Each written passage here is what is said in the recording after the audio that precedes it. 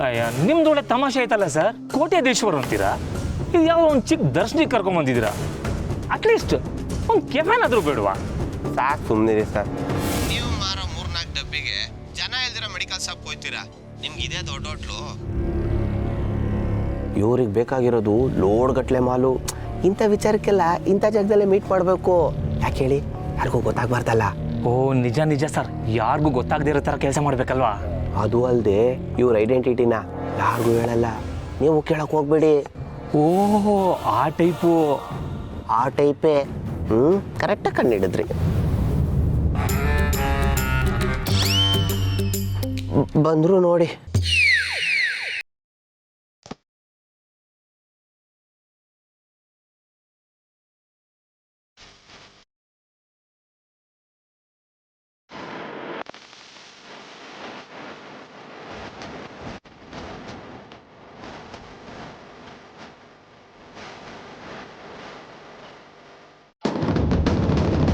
ಬೆಳಿಗ್ಗೆ ತೋರಿಸಿದ್ರೆ ಅಷ್ಟನೇನು ಊಟನಲ್ಲಪ್ಪ. ಇದಕ್ಕೆ ಅಲ್ವಾ ದಿವ್ಯಾಕ ಬಿದ್ದಿದ್ದು. ಸರಿಯಾಗಿ ಸೆಟಪ್ ಮಾಡೋನು. ಸರ್ ನೀವು ಹೇಳಿದ ಕರೆಕ್ಟು, ಸಿಕ್ಕಾಪಟ್ಟೆ ದುಡ್ಡಿರೋ ಅನ್ಸುತ್ತೆ.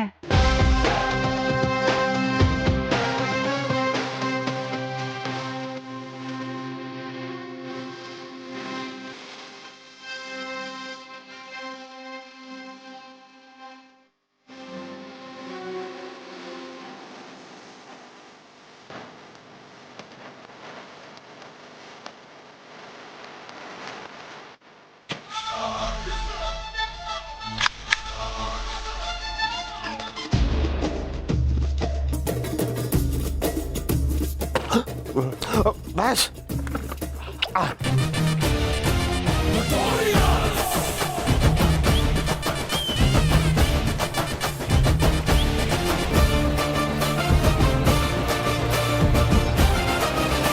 ಎಂತ ಅದು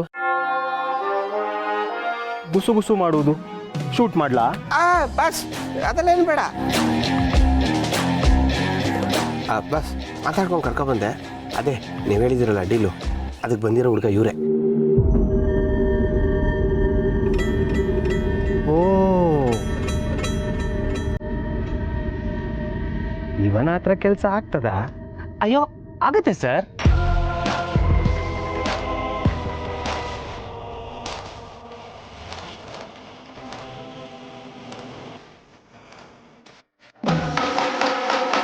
ಇವನನ್ನ ನೋಡಿದ್ರೆ ಹಾಗನ್ನಿಸುವುದಿಲ್ಲ ಮಂಜ. ಸರ್ ಮುಖದಲ್ಲಿ ಏನಿದೆ ಸರ್, ಇಂಥ ಕೆಲಸನೆಲ್ಲ ಎಷ್ಟು ನಾರ್ಮಲ್ ಆಗಿ ಮಾಡ್ತೀವೋ ಅಷ್ಟು ಒಳ್ಳೆಯದು.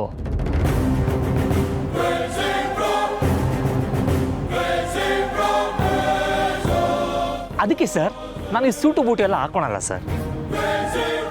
ಹೆಂಗೆಂಗೋ ಇರ್ತೀವಿ ಸರ್. ನನಗೂ ಆಸ್ತಿ ತುಂಬ ಚೆನ್ನಾಗಿದೆ ಸರ್.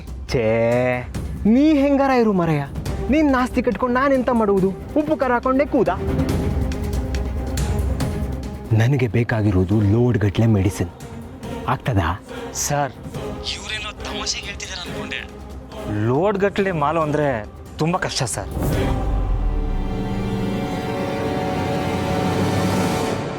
ಹಾಗಿದ್ರೆ ಬೇಡ ಹೇಳಿ ಮಂಜ, ಇದಾಗೋದಿಲ್ಲ ಹೋಗೋದಿಲ್ಲ. ನಾನು ಕರೀಲಿಕ್ಕೆ ಮುಂಚೆ ನೋಡ್ಕೊಂಡು ಕರೀಲಿಕ್ಕಾಗೋದಿಲ್ಲ ನಿಮಗೆ. ಬೆಳಗ್ಗೆ ಬೆಳಿಗ್ಗೆ ಮಂಡೆ ಬಿಸಿ ಮರ ನಿಮ್ಮದು. ಲೇ, ಒಂದು ಫ್ಯಾನ್ ತಾರ ನೀನ. ಬಸ್ ಬಸ್ ನೀವು ಕೋಪ ಮಾಡ್ಕೋಬೇಡಿ, ನಾನು ಮಾತಾಡ್ತೀನಿ. ಒಂದು ನಿಮಿಷ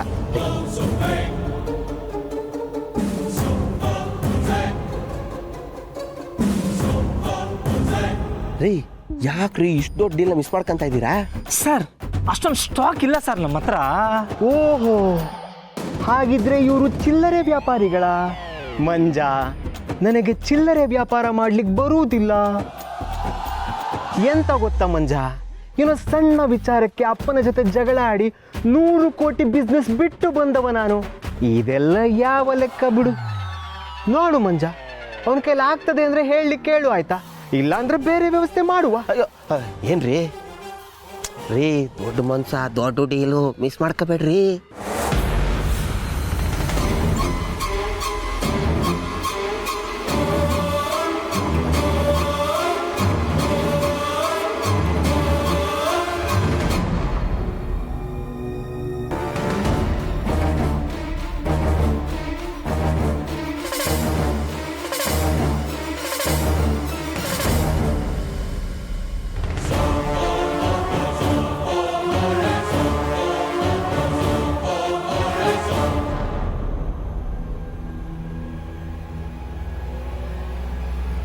ಬಸ್ ಹ್ಞೂ ಸರ್ ನನಗೆ ಸಂಜೆವರೆಗೂ ಟೈಮ್ ಕೊಡಿ, ಏನಾದರೂ ವರ್ಕೌಟ್ ಆದರೆ ಕಾಲ್ ಮಾಡ್ತೀನಿ.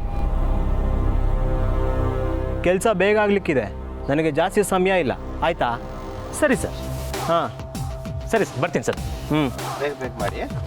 ಆಯ್ತು ಸರ್, ಆಯ್ತು ಬರ್ತೀನಿ.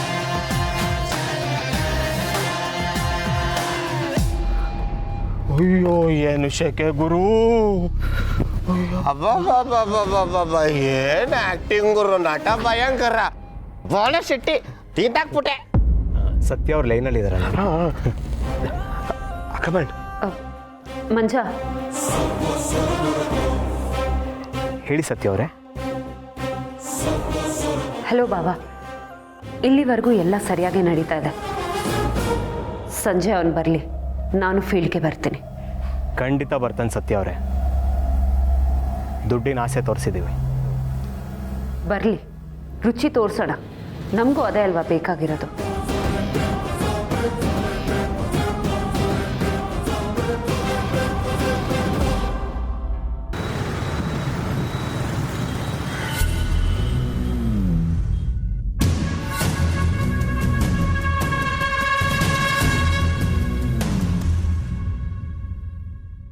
ಇಲ್ಲಿ ಮಕ್ಕಳು ತಗೊಂಡಿರೋದು ವೈಟಮಿನ್ ಟ್ಯಾಬ್ಲೆಟ್ಸ್, ಅಲ್ಲಿ ಚಿಕ್ಕತ್ತೆ ಮನೇಲಿ ತಗೊಂಡಿದ್ದು ವೈಟಮಿನ್ ಟ್ಯಾಬ್ಲೆಟ್ಸ್. ಆದರೆ ಚಿಕ್ಕತ್ತೆಗೆ ಅಲರ್ಜಿ ಆಗಿದೆ, ಇಲ್ಲಿ ಒಂದು ಮಗು ಪ್ರಾಣನೇ ಹೊರಟೋಗಿದೆ. ಅಂದರೆ ಎರಡೂ ಮಾತ್ರೆಗಳಲ್ಲಿ ಏನೋ ಒಂದು ಪ್ರಾಬ್ಲಮ್ ಇದೆ. ಬಟ್ ಹೇಗೆ?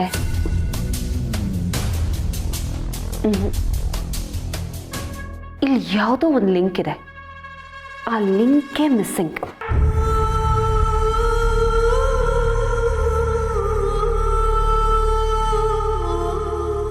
ಮ್ಯಾಮ್, ನಿಮ್ಮನ್ನು ನೋಡೋಕ್ಕೆ ಡಾಕ್ಟರ್ ರವಿರಾಜ್ ಅವರು ಬಂದಿದ್ದಾರೆ. ಓ ಹೌದಾ, ನಡಿ ಬರ್ತೀನಿ.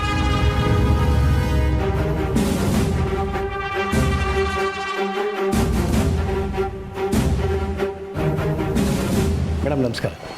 ನಮಸ್ತೆ. ಏನಾದರೂ ಲೀಡ್ ಸಿಗ್ತಾ? ನಿಮ್ಮ ಮನೆಯಲ್ಲಿ ನೀವು ಕೊಟ್ಟ ಮಾತ್ರೆ ಹಾಗೂ ನಿಮ್ಮ ಪಿ ಸಿ ಅವ್ರ ಹತ್ರ ಕಳಿಸಿದ ಮಾತ್ರೆ ಎರಡೂ ಒಂದೇ ಮೇಡಮ್. ನಾನು ಚಿಕ್ಕಿಗೆ ಆಚೆಯಿಂದ ಮಾತ್ರೆ ತಂದುಕೊಡ್ಲಿಲ್ಲ. ನೆನ್ನೆ ನಮ್ಮ ಕಂಪ್ನಿ ಯೂನಿಟ್ ಹತ್ರ ಹೋಗಿರಬೇಕಾದ್ರೆ ಬ್ರ್ಯಾಂಡಿಂಗ್ ಅನಾಲಿಸಿಸ್ಗೆ ಅಂತ ಸ್ವಲ್ಪ ಮಾತ್ರೆಗಳು ತಂದಿಟ್ಕೊಂಡಿದ್ದೆ. ಫಾರ್ಚುನೇಟ್ಲಿ ಡಾಕ್ಟರ್ ಪ್ರಿಸ್ಕ್ರೈಬ್ ಮಾಡಿದ ಮಾತ್ರೆಗಳು ನನ್ನ ಹತ್ರನೇ ಇತ್ತು, ಅದೇ ಕೊಟ್ಟೆ. ಡಾಕ್ಟರ್ ಏನು ಹೇಳ್ತಿದ್ದೀರಾ? ನೀವು ಕರೆಕ್ಟಾಗಿ ಚೆಕ್ ಮಾಡಿದ್ರಾ? ಅವೆರಡು ವೈಟಮಿನ್ ಟ್ಯಾಬ್ಲೆಟ್ಗಳು.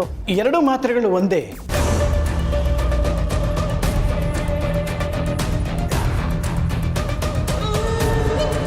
ಆದರೆ ಅವು ಕಂಪನಿಯಿಂದ ಟೆಸ್ಟ್ ಆಗಿ ಬಂದಿದ್ದಾವೆ ಮೇಡಮ್. ಅದಕ್ಕೆ ಅಪ್ರೂವಲ್ ಇದೆ, ಪೇಟೆಂಟ್ ಇದೆ.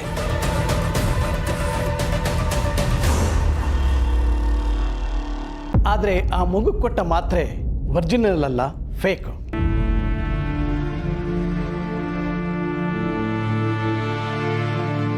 ಅದರಲ್ಲಿ ಉಪಯೋಗಿಸಿರೋ ಪದಾರ್ಥಕ್ಕೂ ಇದರಲ್ಲಿ ಬರೆದಿರೋ ಪದಾರ್ಥಕ್ಕೂ ತುಂಬ ವ್ಯತ್ಯಾಸ ಇದೆ ಮೇಡಮ್. ಈ ಫೇಕ್ ಮಾತ್ರೆಗಳನ್ನು ಉಪಯೋಗಿಸಿರೋದ್ರಿಂದಲೇ ಆ ಮಗು ಸಾವನ್ನಪ್ಪಿದೆ.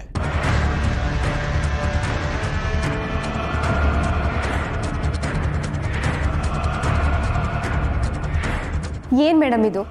ಒಳಗೆ ಹೋದಷ್ಟು ಕೇಸ್ ಟಫ್ ಆಗ್ತಾನೆ ಇದೆಯಲ್ಲ.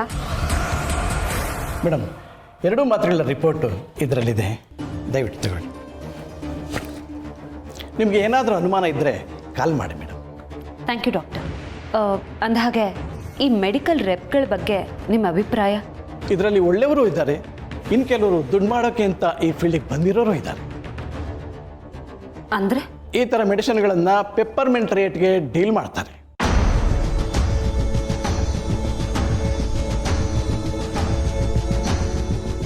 ಸರಿ ಮೇಡಮ್, ನಾನೇನು ಬರ್ತೇನೆ.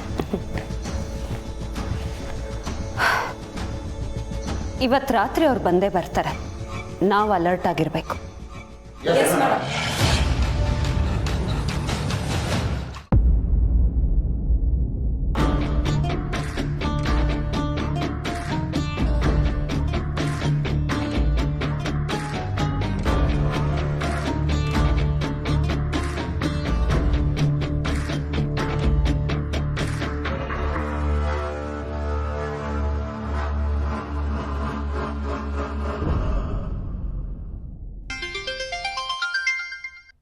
ಬಾಲ ಫೋನ್ ಮಾಡ್ತಿದ್ದಾನೆ.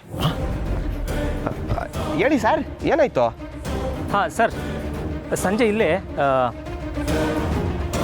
ಏರಿಯಾ ಹಿಂದೆಗಡೆ ಇರೋ ಗಲ್ಲಿಯಲ್ಲಿ ಸಿಗೋಣ ಸರ್. ಮಾತಾಡ್ಬೇಕು ನಿಮ್ಮ ಜೊತೆ. ಹಾಗೆ ನನ್ನ ಜೊತೆ ಹುಡುಗರು ಬರ್ತಾರೆ. ಅಯ್ಯೋ ಬೇಡ ಬೇಡ ಬೇಡ, ಯಾರು ಬೇಡ, ಅದು ನಮ್ಮ ಬಾಸ್ಗೆ ಇಷ್ಟ ಆಗಲ್ಲ.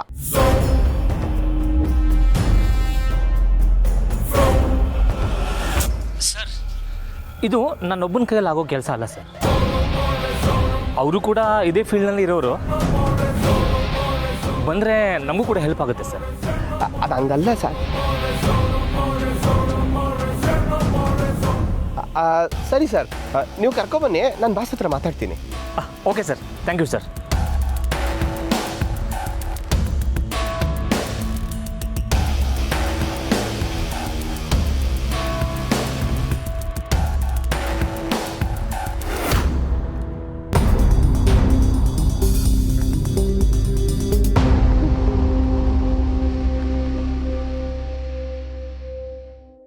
ಮಂಜಣ್ಣ ಕುರಿ ಹಳ್ಳಕ್ಕೆ ಬಿತ್ತು. ಪಾಲಣ್ಣ ಕೋರಿ ಅಲ್ಲ, ಕೋರಿಗಳು. ಬರಲಿ ಬರಲಿ, ಇವತ್ತೊಂದು ಗತಿ ಕಾಣಿಸ. ಸತ್ಯ ಅವ್ರ ಮನೆ, ಅವ್ರ ಚಿಕ್ಕತ್ತಕ್ಕೆ ತೊಂದರೆ ಆಯಿತು. ಅದಕ್ಕಿಂತ ಹೆಚ್ಚಾಗಿ ಪಾಪ ಒಂದು ಮಗುವಿನ ಪ್ರಾಣ ಹೋಯ್ತು. ಇವ್ರು ಮಾಡಿರೋ ಕೆಲಸಕ್ಕೆ ನನ್ನ ಬಾಮೈದ ಜೈಲ್ಗೆ ಹೋಗಂಗಾಯ್ತು. ನೆನ್ಸ್ಕೊಂಡ್ರೆ ಮುಂಜ ಮೊದಲು ಸತ್ಯ ಅವ್ರಿಗೆ ಫೋನ್ ಮಾಡಿ ವಿಷಯ ತಿಳಿಸೋಣ. ಹಾಂ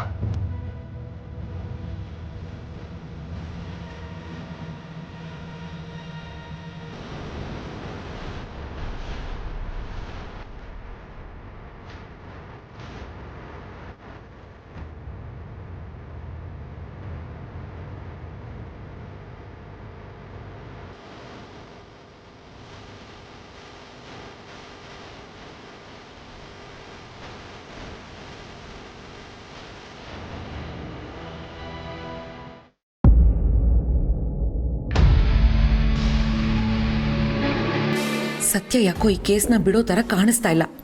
ಡೇ ಬೈ ಡೇ ಕೇಸ್ನ ಇನ್ವೆಸ್ಟಿಗೇಷನ್ ಇಂಟೆನ್ಸ್ ಆಗ್ತಾನೆ ಇದೆ ಅಂತ ಸುದ್ದಿ. ಹೀಗೆ ಆದರೆ ಹೇಗೆ? ಆಲ್ರೆಡಿ ಕೆಲವೊಂದು ಕ್ಲೂಸ್ ಕೂಡ ಸಿಕ್ಕಿದ್ಯಂತೆ. ಒಂದು ವೇಳೆ ಇದು ನನ್ನ ಕಡೆ ಏನಾದರೂ ತಿರುಗಿಬಿಟ್ರೆ? ನೋ ನೋ, ಸತ್ಯನ ಕೈಲಿ ಸಿಕ್ಕಾಕೊಂಡ್ರೆ ಚೆನ್ನಾಗಿ ರುಬ್ತಾಳೆ. ಮೊದಲೇ ನನಗೂ ಅವಳಿಗೂ ಓಪನ್ ವಾರ್ ನಡೀತಾ ಇದೆ. ಅಂಥದ್ರಲ್ಲಿ ಬಟ್ ರವಿ ಸಿಗೋವರೆಗೂ ಆ ಸತ್ಯ ನನ್ನನ್ನು ಏನೂ ಮಾಡೋಕ್ಕಾಗಲ್ಲ. ಅವನನ್ನು ಅಪ್ಸ್ಕೊಂಡಾಗು ಅಂತ ಹೇಳಿದ್ದೀನಿ. ಆ ಸತ್ಯ ಮಾಡ್ತಿರೋ ಇನ್ವೆಸ್ಟಿಗೇಷನ್ ಮಣ್ಣು ಮಸಿ ಇದೆಲ್ಲ ಮುಗಿದ ಕೂಡಲೇ ಅವನನ್ನು ವಾಪಸ್ ಕರೆಸ್ಕೋತೀನಿ. ಮತ್ತೆ ಸೇಮ್ ಬಿಸ್ನೆಸ್ ಶುರು ಮಾಡ್ತೀನಿ. ಆಗ ಅದ್ಯಾರು ನನ್ನನ್ನು ತಡಿತಾರೋ ನಾನು ನೋಡ್ತೀನಿ. ಒಂದು ವೇಳೆ ಸಿಕ್ಕಾಕೊಳ್ಳೋ ಪರಿಸ್ಥಿತಿ ಬಂದರೂ ಲಾಕ್ ಆಗೋದು ಕಾರ್ತಿಕ್ಗೆ ಹೊರತು ನಾನಲ್ಲ. ನಾನು ಇದರಲ್ಲಿ ಇನ್ವಾಲ್ವ್ ಆಗಿದ್ದೀನಿ ಅಂತ ಪ್ರೂವ್ ಮಾಡೋಕ್ಕೂ ಆ ಸತ್ಯ ಇನ್ನೊಂದು ಸಲ ಹುಟ್ಟು ಬರಬೇಕು. ಚಿಲ್ ಕೀರ್ತನ, ನಿನ್ನನ್ನು ಮುಟ್ಟೋಕ್ಕೆ ಆ ಸತ್ಯನ ಕೈಲಿ ಸಾಧ್ಯ ಇಲ್ಲ. ಇಂಪಾಸಿಬಲ್.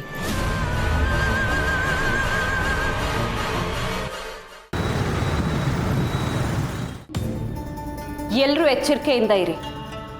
ಇವ್ರು ಯಾರು ತಪ್ಪಿಸ್ಕೋಬಾರ್ದು. Be alert.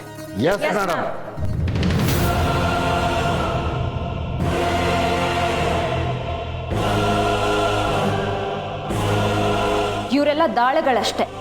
ಇನ್ನು ರಾಜ ಮಂತ್ರಿನ ಹಿಡಿಬೇಕು. ಅವ್ರನ್ನ ಹಿಡಿಯೋದು ತುಂಬ ಮುಖ್ಯ ಆಗತ್ತೆ. ಅದೇನೋ ಸರಿ ಮೇಡಮ್, ಆದರೆ ಅವನು ಒಬ್ಬನೇ ಬರ್ತಾನೋ ಅಥವಾ ಗ್ಯಾಂಗ್ ಸಮೇತ ಬರ್ತಾನೋ ಗೊತ್ತಿಲ್ಲ. ನಮಗೆ ಇದ್ರ ಬಗ್ಗೆ ಯಾವ ಮಾಹಿತಿನೂ ಇಲ್ಲ ಮೇಡಮ್.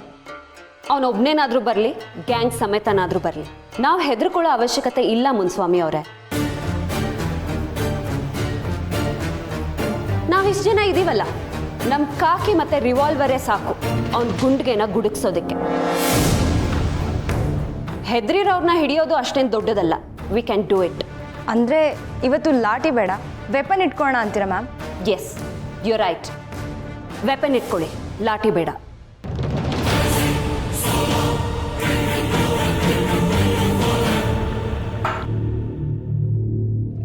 ನಡೀರಿ ಹೋಗೋಣ. ಈಗ ನಮ್ಮ ಆಟ ಶುರು. All the best. ಮೇಡಮ್. ಇವತ್ತು ಅವ್ರ ಆಟಗಳಿಗೆ ಫುಲ್ ಸ್ಟಾಪ್ ಇಡೋಣ. Let's go.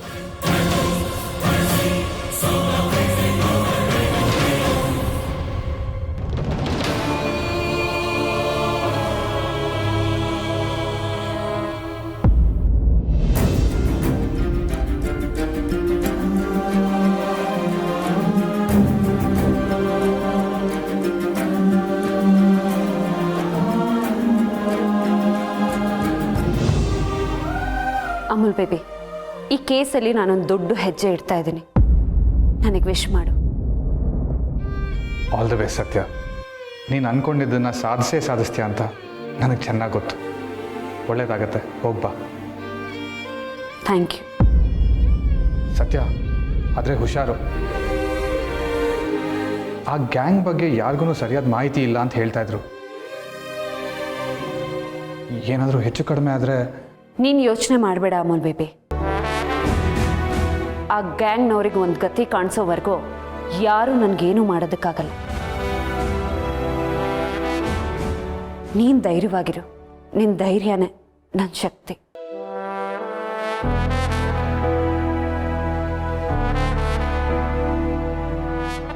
ಥ್ಯಾಂಕ್ ಯು ಸತ್ಯ. ನನಗೋಸ್ಕರ ಇಷ್ಟೊಂದೆಲ್ಲ ಕಷ್ಟಪಡ್ತಾ ಇದೆಯಾ? ಇದು ಕಷ್ಟ ಅಲ್ಲ ಅಮೂಲ್ ಬೇಬಿ, ಕರ್ತವ್ಯ. ಬರ್ತೀನಿ, ಟೈಮ್ ಆಗ್ತಾ ಇದೆ. ಸತ್ಯ, ಹುಷಾರು.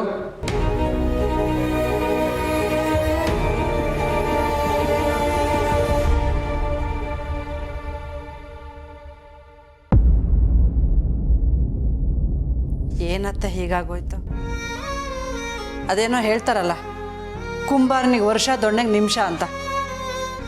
ನಮ್ಮ ಸತ್ಯ ಅವ್ರ ಮನೆಯವ್ರ ವಿಶ್ವಾಸ ಗಳಿಸೋದಕ್ಕೆ, ಸೀತಾ ಅವ್ರ ವಿಶ್ವಾಸ ಗಳಿಸೋದಕ್ಕೆ ಎಷ್ಟೆಲ್ಲ ಕಷ್ಟಪಟ್ಲು. ಈಗ ನೋಡಿದ್ರೆ ಅವಳ ಸಂಸಾರನ ತಾನೇ ತನ್ನ ಕೈಯಾರ ಹಾಳು ಮಾಡ್ಕೊಂಡ್ಲಲ್ಲ ಅತ್ತೆ. ಅಯ್ಯೋ ಜಾನಕಿ, ಸುಮ್ಮನಿರ್ತೀಯ ಸ್ವಲ್ಪ? ಏನು ಅವಳೇನೇ ಮಾಡಲು? ಎಲ್ಲದಕ್ಕೂ ಅವಳೇ ಕಾರಣ ಅಂತ ಹೇಳ್ತೀಯಲ್ಲ, ನಿಂದೊಳ್ಳೆ ಕತೆ. ಈಗ ನೋಡಿ, ಸೀತಾ ಅವರು ಎಲ್ಲರ ಮೇಲೂ ಕೋಪ ಮಾಡ್ಕೊಂಡಿದ್ದಾರೆ. ಹೀಗೆ ಆದರೆ ಮತ್ತೆ ನಮ್ಮ ಸತ್ಯ ಸಂಸಾರ ಸರಿ ಹೋಗುತ್ತಾ ಅತ್ತೆ? ಜಾನಕಿ, ಈ ಕೇಸ್ ಒಂದು ಕ್ಲಿಯರ್ ಆದರೆ ಎಲ್ಲ ಸರಿ ಹೋಗುತ್ತೆ ಕಣೆ. ಆಮೇಲೆ ಸತ್ಯ ಏನು ಅಂತ ಮತ್ತೊಮ್ಮೆ ಪ್ರೂವ್ ಆಗುತ್ತೆ. ಪ್ರೂವ್ ಆದರೆ ಸರಿ, ಆಗಲಿಲ್ಲ ಅಂದರೆ? ಅಯ್ಯೋ, ಸತ್ಯ ಏನೋ ಒಂದು ಮಾಡ್ಸಳೆ, ಸುಮ್ಮನಿರು. ನೀನು ಇಲ್ಲದೆ ಇರೋದನ್ನೆಲ್ಲ ಯೋಚನೆ ಮಾಡಿ ನಿನ್ನ ಮನಸ್ಸನ್ನು ಹಾಳು ಮಾಡ್ಕೊಳ್ಳೋದಲ್ದೆ ನನ್ನ ಮನಸ್ಸನ್ನು ಹಾಳು ಮಾಡಬೇಡ. ನಿನ್ನ ದಮ್ಮಯ್ಯ ಅಂತೀನಿ. ಅದು ಹಾಗಲ್ಲ ಅತ್ತೆ. ಅತ್ತೆ, ಸೀತಾ ಅವ್ರಿಗೆ ಇನ್ನೊಂದ್ಸರಿ ಫೋನ್ ಮಾಡಿ ಮಾತಾಡ್ಲಾ? ಇಷ್ಟೊತ್ತಿಗೆ ಅವ್ರ ಕೋಪ ಕಡಿಮೆ ಆಗಿರ್ಬೋದು. ಏನೂ ಬೇಕಾಗಿಲ್ಲ. ಮತ್ತೆ ಅವ್ರಿಗೆ ಫೋನ್ ಮಾಡಿ ಬೈಸ್ಕೋತೀಯಾ? ಅವ್ರ ಕೋಪ ಕಡಿಮೆ ಆದಮೇಲೆ ಅವರೇ ಫೋನ್ ಮಾಡ್ತಾರೆ. ನಿನ್ನ ಹತ್ರ ಕೇಳಿದ್ನೆ ನಾನು. ಏನೋ ನಿಮ್ಮ ಒಳ್ಳೇದಕ್ಕೆ ಹೇಳ್ದೆ. ನೀವು ನನ್ನ ಮಾತು ಕೇಳಲ್ಲ, ನಾನೇನು ಮಾಡೋಕ್ಕಾಗಲ್ಲ. ಅವಳು ಇರೋದು ಹಾಗೆ, ಅದಕ್ಕೆ ಅವಳ ಪ್ರಾಬ್ಲಮ್ ಅಲ್ಲಿ ಸಿಕ್ಕಾಕೊಂಡಿರೋದು. ಏ ದಿವ್ಯಾ, ಸಂಬಂಧಗಳನ್ನ ಕೂಡ್ಸಕ್ಕೆ ಹೋಗ್ಬೇಕು ಹೊರತು ಒಡೆಯೋದಕ್ಕಲ್ಲ. ಸೀತಮ್ಮ ಕೋಪ ಮಾಡ್ಕೊಂಡಿದ್ದಾರೇನೋ ನಿಜ, ಆದ್ರೆ ನಾವು ಅದನ್ನೇ ಸಾಸಿದ್ರೆ ಸಂಬಂಧಗಳು ಒಡೆದು ಹೋಗಲ್ವಾ? ಅಮ್ಮ, ನೀವು ನನ್ನ ಕೇಳೋದಾದ್ರೆ ನೀವು ಅವ್ರಿಗೆ ಕಾಲ್ ಮಾಡಿ. ಏನು ಹುಡುಗಿನೇ ನೀನು? ಆ ಚಿಕ್ಕ ಹುಡುಗಿಗಿರೋ ಬುದ್ಧಿ ನಿನಗಿಲ್ವಲ್ಲ ದಿವ್ಯಾ? ಅತ್ತೆ, ಹಾಗಾದ್ರೆ ಫೋನ್ ಮಾಡ್ಲಾ? ಬೇಡ ಜಾನಕಿ, ಈಗ ಮಾಡೋದು ಬೇಡ. ಎಲ್ರ ಮನಸ್ಸು ಕೆಟ್ಟೋಗಿದೆ ಕಣೆ. ಎಲ್ಲರೂ ಬೇಜಾರಲ್ಲಿದ್ದಾರೆ. ನೀನೀಗ ಫೋನ್ ಮಾಡೋದು, ಅವ್ರು ನಿನಗೇನಾದರೂ ಅನ್ನೋದು, ಅದರಿಂದ ನನಗೆ ಬೇಜಾರಾಗೋದು, ಇದೆಲ್ಲ ಯಾಕೆ? ಇನ್ನೊಂದೆರಡು ದಿನ ಕಾಯೋಣ. ನೋಡಿದ್ಯಾನೆ, ಅಜ್ಜಿನೂ ನಾನು ಹೇಳಿದ್ದು. ಹಲೋ, ನೀನು ಹೇಳಿದ್ದು ಫೋನೇ ಮಾಡಬೇಡ ಅಂತ, ಆದರೆ ಅಜ್ಜಿ ಹೇಳ್ತಿರೋದು ಈಗ ಮಾಡಬೇಡ ಅಂತ. ಎರಡಕ್ಕೂ ವ್ಯತ್ಯಾಸ ಇದೆ ದಿವ್ಯಾ. ಶಂಕ್ತಿಂದ ಬಂದ್ರೇನೆ ತೀರ್ಥ ಅನ್ಸುತ್ತೆ ನಿಮ್ಗೆಲ್ಲ. ನಾವ್ ಹೇಳೋದು ಅರ್ಥ ಆಗಲ್ಲ. ಸದ್ಯ ನಿನಗೆ ಅಷ್ಟಾದ್ರೂ ಅರ್ಥ ಆಯ್ತಲ್ಲ. ಇನ್ ಮುಂದೆ ನಮ್ಮ ಮನೆ ವಿಷಯಕ್ಕೆ ಬರಕ್ಕಿಂತ ಮುಂಚೆ ಯೋಚನೆ ಮಾಡಿ ಮಾತಾಡು.